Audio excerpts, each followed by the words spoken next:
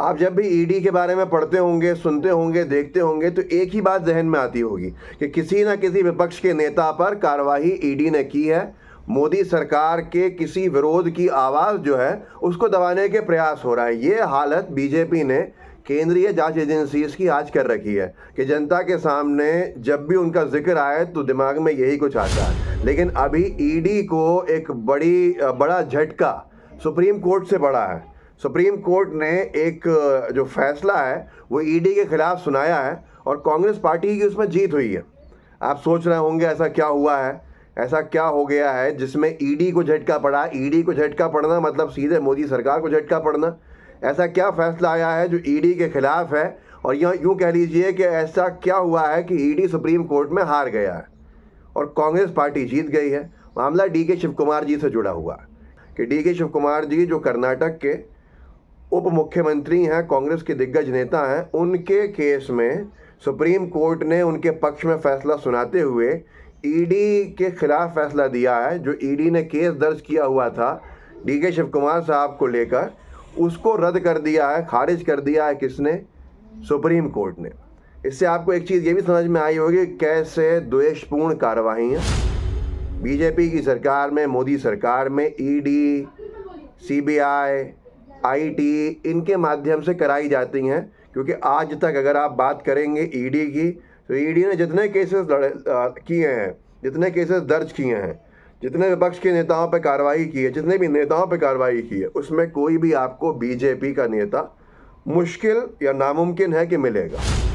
ABP news ने लिखा है कर्नाटक के उप मुख्यमंत्री डीके शिव कुमार के खिलाफ दर्ज ईडी केस को सुप्रीम कोर्ट ने खारिज किया। अब आपको लग रहा होगा कि ऐसा क्या हुआ है कि जिससे कि जो ईडी का केस था, जो डीके शिव कुमार जी के ऊपर दर्ज किया हुआ था ईडी ने, और उनको प्रताड़ित किया जा रहा था ईडी के माध्यम से, उनको पूछताछ के लिए बुलाया जा रहा था या उनके ऊपर कार्रवाई का डर दिखाया जा रहा था, कि जिससे ये हुआ कि सुप्रीम कोर्ट ने उस केस को खारिज कर दिया। एबीपी ने आगे लिखा है कि सुप्रीम कोर्ट ने आज कहा कि आपराधिक साजिश यानी आईपीसी की धारा 120B 120B आईपीसी की तब लगाई जाती है जो साजिश में जो लोग होते हैं उसमें शामिल, उनको जब उस केस में बुक किया जाता है। तो सुप्रीम कोर्ट ने आज कहा कि आपराधिक साजिश यानी आईपीसी की धारा 120B में अगर किसी एजेंसी ने किसी को आरोपी बनाया हो तो ये ईडी की तरफ से पीएमएलए का मुकदमा दर्ज करने के लिए पर्याप्त नहीं है। अगर पीएमएलए कानून में दिए गए अपराध की साजिश में कोई शामिल रहा हो तभी मुकदमा चल सकता है। तो ये अपने आप में एक बड़ा फैसला है जो ईडी के संदर्भ में आया है, सुप्रीम कोर्ट में आया है, और सुप्रीम कोर्ट का फैसला सबसे ऊपर होता है, सबसे आखिरी होता है।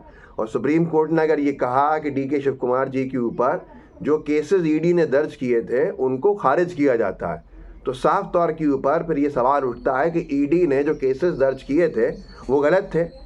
ईडी का डीके शिव कुमार जी के ऊपर केस दर्ज करना गलत था, तो गलत था तो किया क्यों था?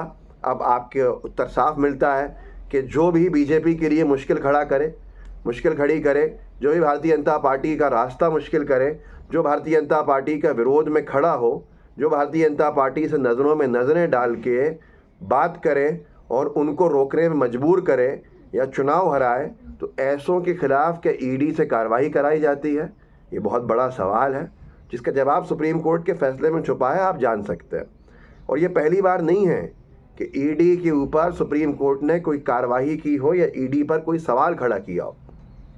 इससे पहले आपको संजय सिंह जी, पता नहीं मुझे अब याद भी हैं या नहीं है, कुछ महीने पहले तक तो याद होंगे। संजय सिंह जी आम आदमी पार्टी के वो सांसद हैं जिन्होंने बीजेपी को, नरेंद्र मोदी जी को, उनकी सरकार को, उनकी नीतियों को हर बार करारा जवाब दिया है राज्यसभा में। उनको ईडी ने गिरफ्तार किया हुआ है।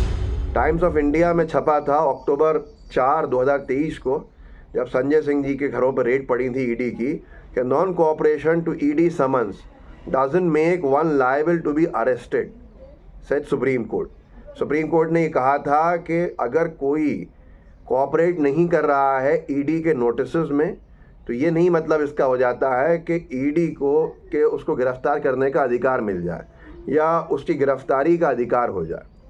ये इतना सख्त तीखी टिप्पणी रही है जिसके बावजूद भी बीजेपी की सरकार ऐसा क्यों नहीं कर रही है कि ईडी जैसे संस्थान का, ऐसी संस्था का दुरुपयोग ना करे।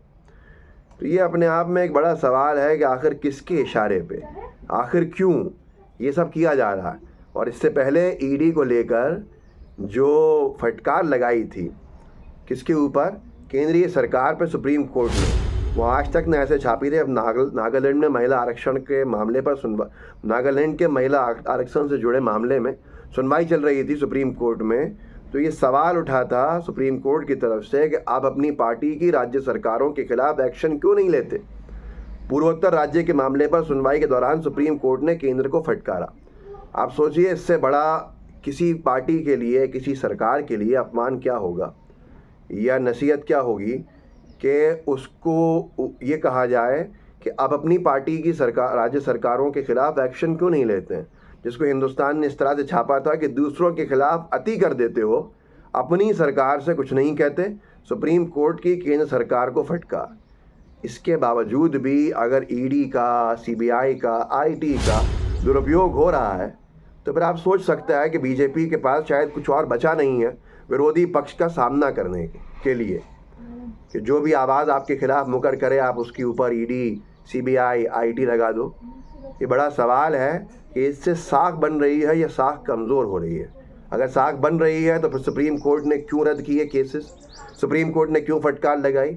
और अगर साख ख़राब हो रही है, कमज़ोर हो रही है, तो उसका ज़िम्मेदार कौन है। आज आपको भी समझ में आया होगा कि ईडी का महज केस रजिस्टर कर लेना किसी व्यक्ति को अपराधी नहीं बता देता है, किसी व्यक्ति के ऊपर अपराध सिद्ध नहीं कर देता है। सुप्रीम कोर्ट तक पहुंचते पहुंचते उस केस में क्या होता है ये देखना बड़ा ज़रूरी हो जाता है। मैं आपसे यही कहूँगा, इस वीडियो को आगे बढ़ाइएगा, लोगों को जागरूक कर सकते हैं कीजिए। व्हाट्सएप ग्रुप्स के ऊपर आपके पास बहुत से साथी जुड़े होंगे, वहाँ शेयर कीजिएगा मेरे इस वीडियो को, तो लोग जागरूक होंगे, लोगों का बहुत कुछ जहन साफ होगा कि जो चीज़ मीडिया में दिखाई जाती है ईडी के केसेस को लेकर, सिर्फ महज केस दर्ज करने को, वो फाइनल वर्ड्स नहीं होते हैं। इस वीडियो को आगे बढ़ाइएगा, लोगों को जागरूक कीजिएगा, व्हाट्सएप ग्रुप्स में हो या सोशल मीडिया के दूसरे प्लेटफॉर्म्स पे हो, सब तक ये बात जो है पहुंचाइएगा ज़रूर, ताकि हम लोगों को कहीं ना कहीं तक, किसी हद तक दुष्प्रचार से रोक सकें और जागरूक कर सकें। आपके हाथ में है, आप जागरूक करना चाहते हैं या दुष्प्रचार को फैलने देना चाहते हैं। ये बड़ा विषय है, इसके ऊपर बात होनी चाहिए। जय हिंद, जय भारत, और अपने दोस्तों तक ज़रूर पहुंचाइएगा मेरी इस बात को।